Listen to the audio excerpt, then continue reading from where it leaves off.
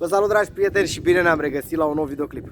De foarte multe ori m-ați întrebat care este diferența între mugurii floriferi, adică mugurii care produc flori, respectiv fructe, și mugurii vegetativi, care produc frunze, respectiv creștere anuale.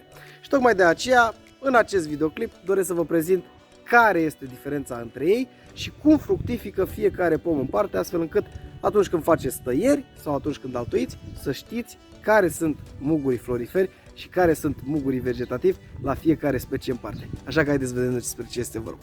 Și vom începe, bineînțeles, cu cei de măr. Întotdeauna mugurii floriferi la măr, dar totodată și la celelalte specii, cam aceeași regulă întâlnim aceea la toate speciile, vor prezenta o dimensiune mai mare în partea de mijloc a mugurelui, exact cum observați și aici. Deci ei întotdeauna vor fi mai mari în partea de mijloc și mai mici în partea în care aderă la partea lemnoasă, indiferent de felul fructificației.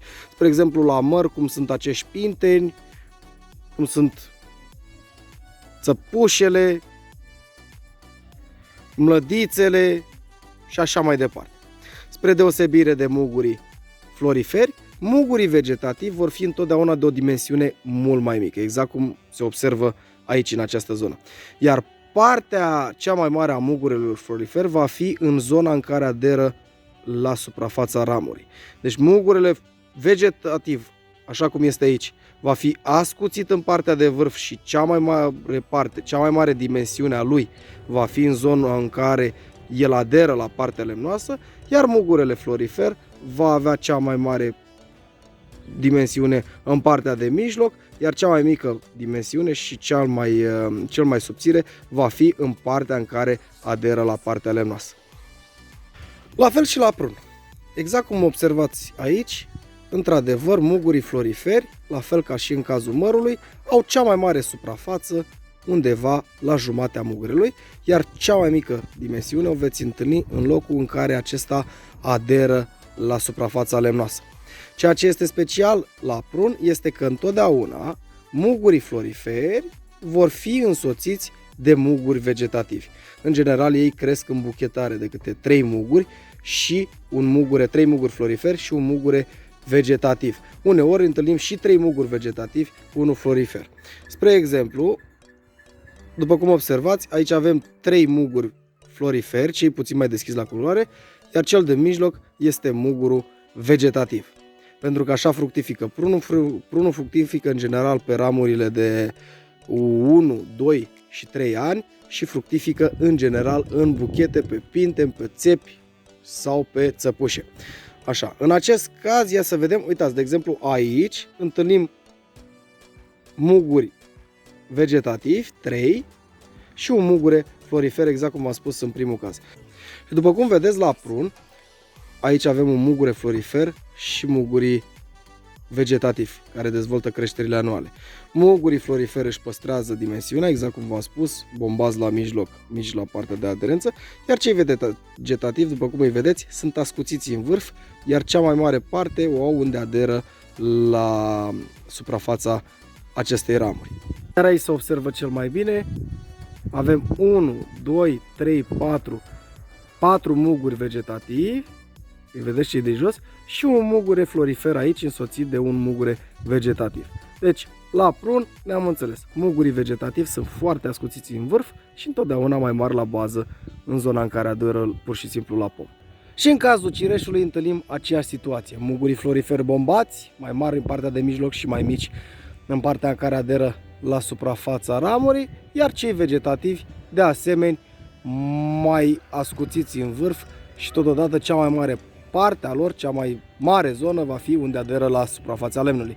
Întotdeauna acești muguri floriferi ai cireșului vin însoțiți, la fel ca în cazul prunului, în general, cu mugurii vegetativi, iar acesta fructifică în general în buchetare, undeva la ramificația ramurii de 2 ani, a pintenilor sau ramurilor de 2 ani, cu ramura de 1 an, dar totodată aceștia dezvoltă creșteri și pe ramurile anuale. Exact cum vedeți aici, aici este o terminație unde a dezvoltat ramura de an și în general în aceste zone întâlnim mugurii aceștia floriferi, exact cum vedeți aici.